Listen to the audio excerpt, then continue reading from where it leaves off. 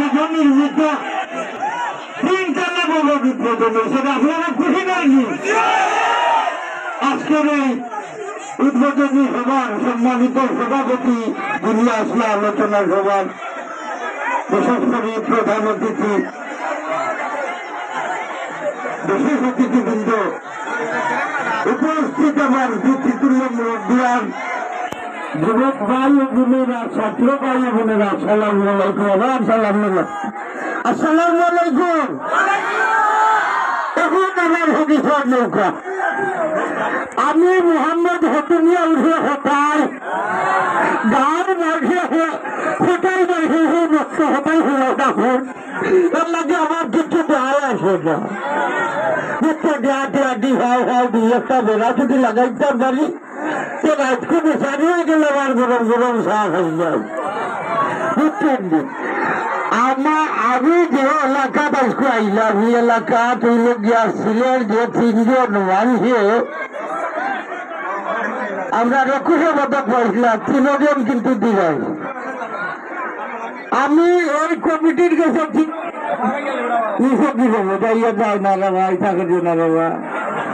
নাচিনা চাই না শুনটা এই আজকে যে আব্দুল ওয়াহাব উচ্চ বিদ্যালয়ের ম্যানেজিং কমিটির যারা আমাদের দাওয়াত করছে আমার স্যার হল আর আমারও হিচ্ছি হিচ্ছি ছাত্র ছাত্রী হল মিলিয়া আমার আরো একদম আমার নাতি বাংলা ইয়ার নিয়ে আমার নাতি দিল্লিয়ার মাধ্যমে এরপরে আমার আলিগড় নামে আপনারা যোগ করলো তারার কথা বললো যে সময় দিনাই শুনছি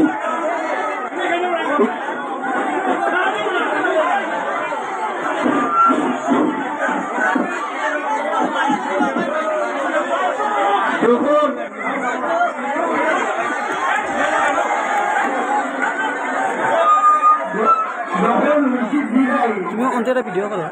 আমি অনেক বই বই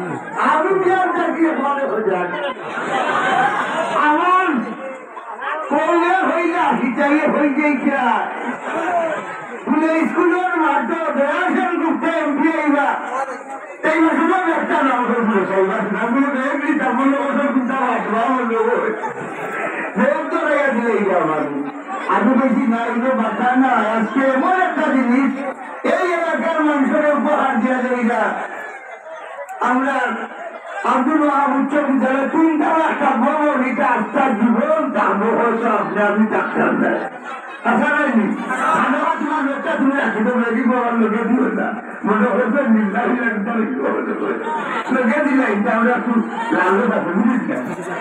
তো আইনা ভাইয়া যে সুন্দর ভবন আপনারা খেয়ে হলাম বুঝছেন চিল্লাই না মুখ বন্ধ করে জানবে মানে বলো আইসের নাই আমাকে ডাক্তারে করছো না আশা নাইনি আমার ছোট ছোট বাচ্চাই করে বলব আমি লেখাপড়া করতাম পারছি না আমার জমানার যে দুনাই স্কুল আছে